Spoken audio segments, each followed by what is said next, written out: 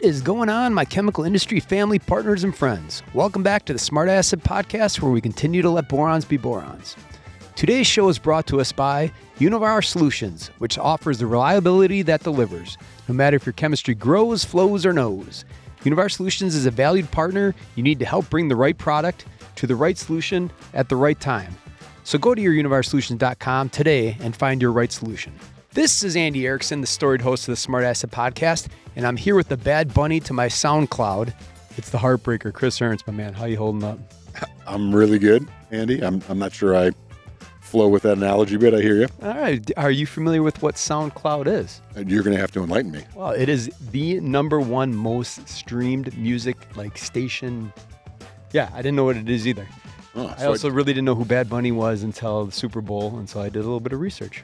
Yeah, that I knew, but I guess I just told the entire podcast that I'm not hip enough on understanding streaming services. Here's where it gets great. Do you know why Bad Bunny is called Bad Bunny?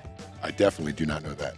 Okay, because apparently when he was a child, there's a picture of him that he was forced to wear a bunny costume, and so he's got this picture, and he calls it Bad Bunny, and so that's why he decided to call himself Bad Bunny. Really? Yeah, which is very similar to the Christmas story and the aunt that gives Ralphie the pink bunny. Yeah. So you see what I just did there? Is that a callback? No, I connected generations. Oh. Today's generation, and that's just what we do at SmartAcids Podcast. We give back. You're just operating on a whole other level. It's kind of unfair, but it's true. Anyhow, here in the studio today, we have Bill Groel, or Bill Groel, who's going to sing us a song about a landsman. Well, he might not be doing that, but he's going to help us break down what's happening in the crude oil market and the downstream impacts. So let's get at it.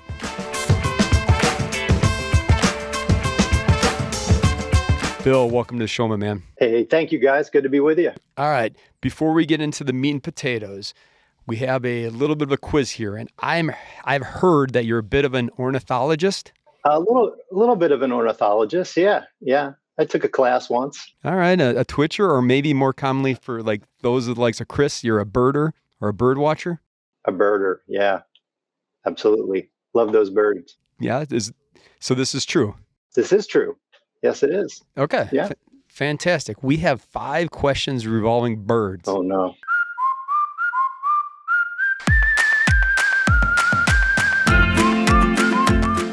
All right. First one out of the gates. It's multiple choice, so you got 25% chance of getting them right. Which bird is known for mimicking sounds like chainsaws, car alarms, and camera shutters? Is it a parrot, a crow, a lyrebird, or a raven? Gee, I'm going to go with a parrot on that one. If you weren't going to go with parrot, what would you have done? Well, my initial thought was a mockingbird, but that wasn't one of the choices. So, I figured parrot must have been it. All right. Well, it's a lyrebird. It's a lyrebird. Maybe go take a look at it. Yeah. I don't know where you find a lyrebird, but that's what All it right. is. I'll look it up. Bill, question 2. I like both of your guesses, by the way, on question number 1. What strange behavior do burrowing owls use to attract food to their nests? Is it A, singing louder at night, B, decorating with animal dung, C, hanging shiny objects, or D, digging fake tunnels? I'm going to go with D, Chris, digging fake tunnels. How's that? Am I close? Well, you're 2 off. Okay. Was it the amazing animal dung? Correct. It was. All right. I'm back on track. There we go. All right, he's back on track. He's back on track. You're getting the gist of where Andy's answers are. Yeah, you're getting this in there, right? All right. Number 3, currently sitting at a half a point.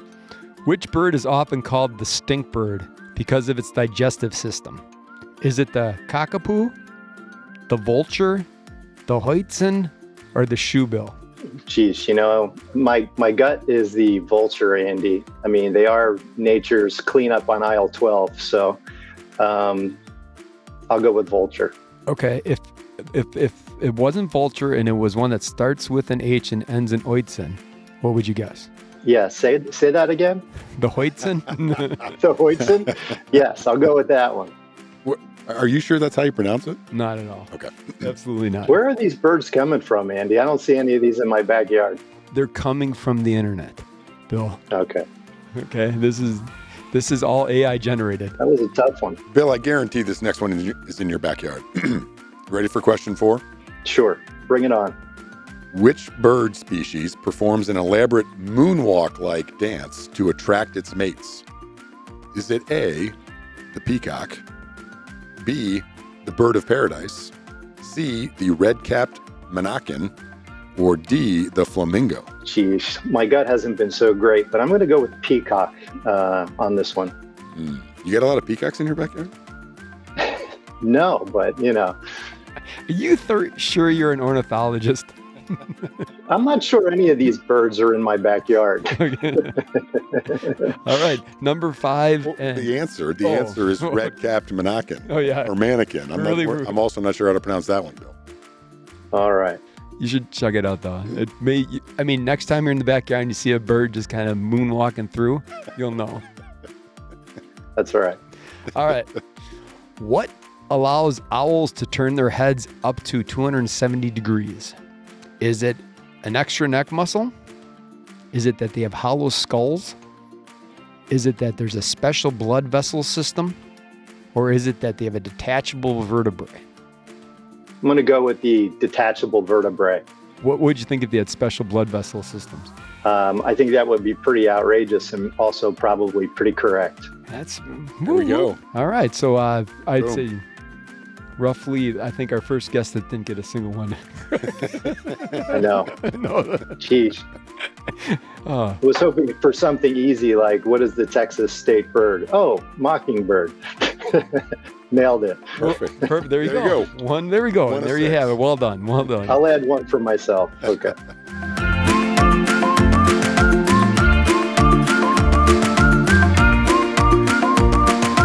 All right, Bill, let's get into the meat and potatoes. Give us a 10,000 view of your resume. Like, what makes up Billy Groel? What makes me up? Well, I've been in the industry for about 29 years, believe it or not.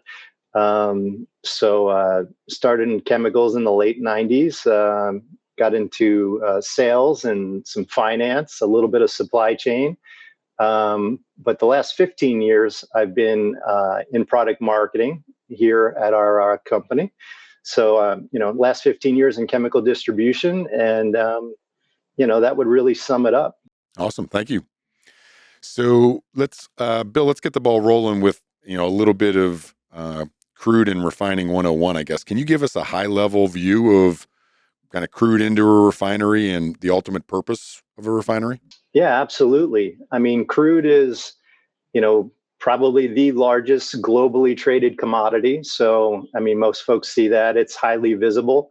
So crude oil is traded in barrels, or you hear about it talked in barrels, but primarily it's a refinery input. So, the crude oil is going into a refinery, and what the refinery is looking to do is turn that barrel of oil into some higher value products and upgrade that barrel of oil. So, refining, regardless of where it is looking to distill that material. So it's adding heat and compression, and going through a distillation column, you get different products on the output side, depending on their boiling points and things of that nature. And so a refinery, primarily is used for gasoline or fuels. That's their main purpose. If you think about motor gas or diesel fuel, jet kero, some of the other terminology that's there. But what's not going into fuels is really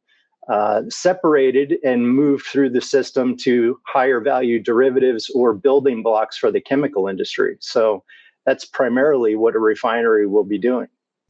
So Bill, help me understand a little bit. Is there, it starts with crude oil. Is there different types of crude oil? So, recently in the news, we heard about maybe some ships that were seized that had different type of crude oil. I've been watching a little bit of Landsman, like I said earlier. So the Permian's generating some different types of crude, but help us understand what does that mean by a sweet crude or whatever? Sure. I don't know them all, but I think there are actually along the lines of 150 or 200 independently traded types of crude. So if you think about crude oil, it does come from the ground, and it's based on organic material that's been there for, thousands, millions of years. So depending on where you're pulling that crude out of the ground or maybe deep sea ocean, you're getting different types of crude. the most notable terminology, which you already mentioned, is, is it sweet or sour, which tends to do with the sulfur content. So you hear things like light sweet crude or sour crudes, and some of that has to do with sulfur content. Typically, the lighter, sweeter crudes have less sulfur. They're more easily processed at a lower cost, and so they tend to be more valuable. There's also sour crudes, which are higher in sulfur, and maybe other properties that are more difficult to process. And so those sour crudes typically can only be processed by certain types of refineries. So we have heard that in the news recently, because out of Venezuela, there is some sour crude that takes, I would say, a more complex refinery to be able to process that sour crude and then deal with the byproducts that you get, as opposed to something that's light and sweet and more easily to get to a fuel type end product. So, Bill, you mentioned Venezuela and their production of about 2 million barrels a day. Give us a marker on how big the U.S. is. Sure. It's a good question. The U.S. is about, today it's about 14 million barrels a day. And that's really grown over the last 5 to 10 years, through our own energy and independence initiatives. We used to be about 7 or 8 million barrels. It's about 13.5, as I mentioned. And if you were to throw in natural gas liquids, which brings in other products like ethane, propane, butanes, it would be over 20 million barrels a day. So from a country-specific standpoint, the U.S. would be the largest crude oil producer at this point. Fantastic, Bill. Thank you. You mentioned, right, refineries taking crude. The main purpose would be to make fuel, whether that's jet fuel or motor gas, those kind of things. But then we get chemical building blocks. So let's connect it to the chemical industry.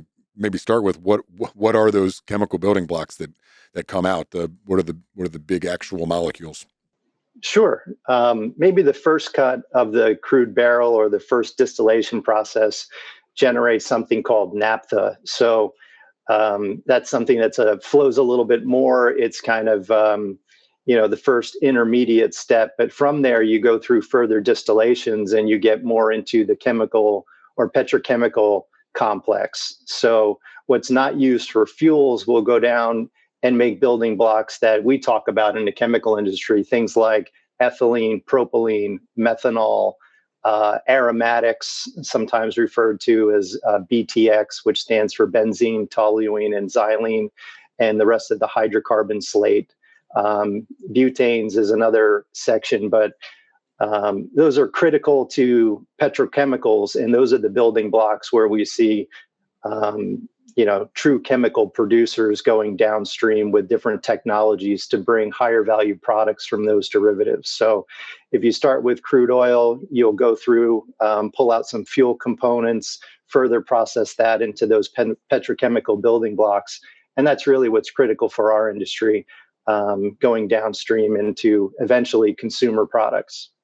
Thanks, Bill. So talk to me a little bit more on it. So we talked about like ethylene, propylene, you said methanol are essentially the first blocks coming off of the naphtha stream. Do we participate in that space today, or do we take that even a further step down in the process? Well, it depends on the chemistry. So that's a really good question. We do participate directly in the hydrocarbon space with the toluene and the xylene. But there are, companies in between that will take those building blocks and create additional derivatives going through, you mentioned ethylene oxide into ethylene glycol, further downstream. And so it's a little bit of a mixed answer. There are some products in the hydrocarbon space that we take right from the refinery, and we can sell those materials directly. But then there's another slate of materials that will be further processed by other chemical companies, and we take those derivatives that might be 2 and 3 steps, kind of beyond where refiners initially start with crude and naphtha. So it depends on really the end result and the desired product. It could be 3 or 4 or even more derivations away from the initial barrel of oil. Thank you, Bill. Fantastic detail. Appreciate it. So if you don't mind, maybe let's switch from some of the basics in the chemistry lesson. Again, thank you to maybe what the heck's going on. So you mentioned, Venezuela when you talked about the different type of crude. They've certainly been in the news as of late, as there's plenty of other stuff going on between Iran and tanker blockades and the ongoing war, Ukraine and Russia, et cetera. So connect all that to the market dynamics for crude and refiners with everything going on around the planet. Sure. No, it's an interesting question, certainly taking up a lot of newsworthy sound bites. So I guess when I think of all of that, it really comes down to who has crude oil, the supply and demand that we're seeing out there, and some of the geopolitical sentiment that's out in the marketplace. And that really all has a major impact on crude oil, the price of crude oil, and the supply and where it can travel around the world. So basically what I see is, maybe a little level setting. The world consumes about a little over 100 million barrels of crude oil on a daily basis. And, growth rates are typically today about 1% to 2% is kind of the growth rate. So all of that is tied into how much supply is out there and what does overall economic demand look like. And it all comes back to what is the price of crude in the marketplace. So just to level set, maybe in 2024, crude averaged about $74 a barrel, maybe 75. Last year, it dropped a little bit because additional capacity or supply was added into the marketplace from OPEC, which is one of the primary groups of producers. And then crude fell to about $65 a barrel. And then coming into this year was projected to be maybe only $60 a barrel or a little bit less. And so why is that important? It's important because of affordability.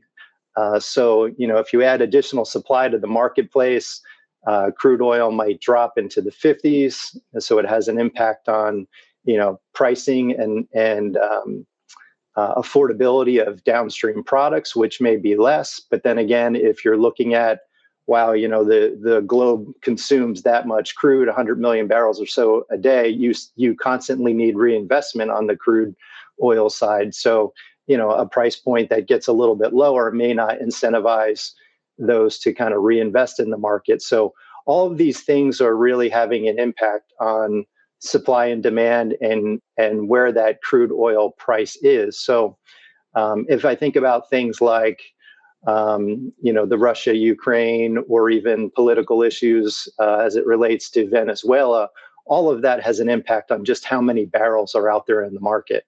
A country like Venezuela puts out between 1 and 2 million barrels a day. So, if we have a growth rate of maybe 2 million barrels a day, you could see where a country like Venezuela has an impact, because that could be all of the additional capacity that would be consumed in 2026. So all of these factors really just have an impact on supply and demand, and eventually whether, crude goes, further north towards 65 or 70, or whether there's additional supply that might have crude falling back into the 50s. So it's, I would say the recent events have kept a lot of volatility, although crude has really traded between, $58 and $65 a barrel for the last several months.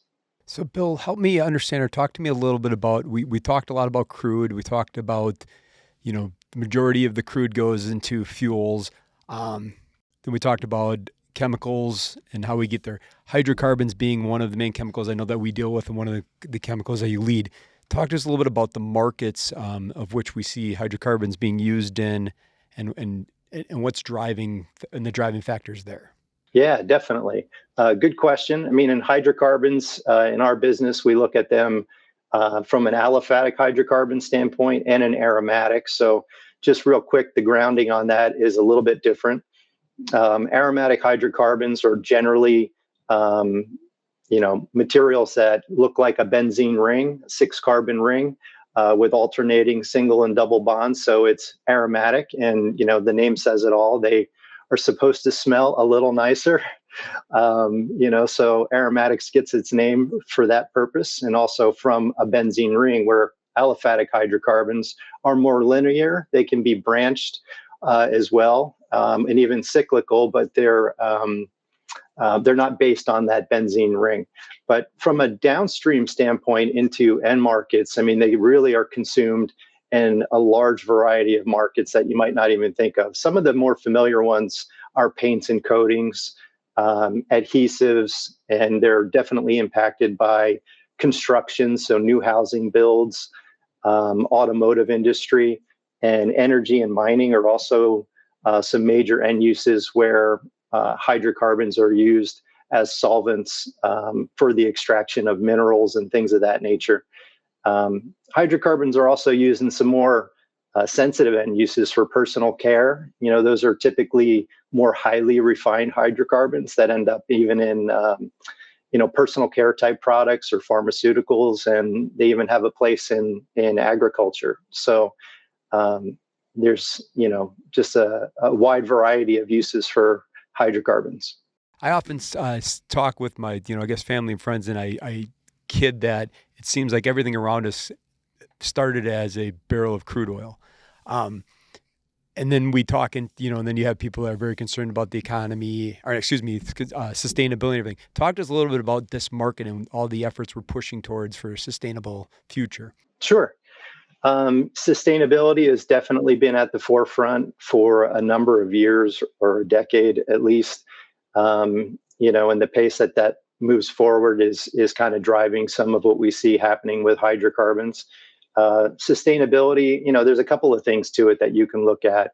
It drives some regulatory pressures to reduce emissions, but it also drives some innovation in our space, like carbon capture, where to reduce carbon exposure or impact environmentally, there's carbon capture programs or where we can recycle it. So all of those things are part of sustainable options. It's also part of looking towards the future. I mean, let's be honest, crude oil is a finite resource. It will be here for many, many years to come. But there is kind of a slow transition or the initial transition to a lot of renewable sources that fall into the sustainability bucket, which are good things. As you start to slowly deplete what may be a finite resource, even if it's, maybe 50 or 100 years or however long away, transitioning into some more renewable options helps diversify the energy that's available. And again, I think it does help drive innovation. There are things out there today called crude to chemicals, which is more of a new terminology, but underneath that same innovative umbrella where, if you're starting to look at reduced fuel emissions because we're using sustainable fuels or getting better gas mileage, companies are looking at, well, how do we, skip the fuel step if there's not enough fuel or not as much fuel that's required and go right to chemicals. So there's crude to chemical technology that's being innovated. So I think sustainability is helping to drive some of those changes that are needed for our future, and while also helping the industry to be more environmentally sensitive and trying to find the right balance there between, good economic value and also, protecting our future. Do you believe, Bill, that we're leaders in that, meaning our partners, the producers of that are the ones leading that efforts? Yeah, I think so. I mean, we talked a little bit about refining and end using markets and how that's all come about, but sustainability is actually a big platform for a lot of our suppliers, which are also an end market for us. So, we do buy from a lot of different refineries, and we also sell them as well for their own processing and downstream derivatives or maintenance, cleaning. There's all types of chemistries that we sell our partners. So it's it's a cyclical relationship, so to speak. But our partners are definitely at the forefront of that space. If you think they're closest to the carbon capture position, if you're emitting carbon or other chemicals that we're trying to reduce, a lot of our key partners are at the forefront of those programs and looking for sustainable options, whether that's carbon capture and putting it back into the ground, or whether that's using emissions that are just down the road from one of our customers or one of their customers and recycling those emissions to make other products further downstream. So there's a large connection there with our supply partners on the chemical side. Bill, a lot of really great stuff there. So bring us home for the listeners. What is one key takeaway you would want them to have? I think the key takeaway is that crude oil is here to stay for a very long time. I mean, it will remain a fundamental building block that drives the petrochemical industry for a long time to come. There may be some challenges with, which crude slate you can get and which geography around the globe, or some geopolitical issues. And that volatility has created a wide spread in the crude price, from time to time. But I think the key takeaway is that crude is still critically important as it drives through the chemical complex. And it's critical because it really impacts how we experience the world in our daily lives. Everything from clothing to housing to entertainment, transportation, and all the small things that we do in between. So if you look around your home or office, or as you're out and about in the world, crude oil and chemicals make a lot of things possible and really enhance our lives. So I think that's the takeaway. It's kind of here to stay, and it drives a lot of positivity that we all enjoy in our daily lives.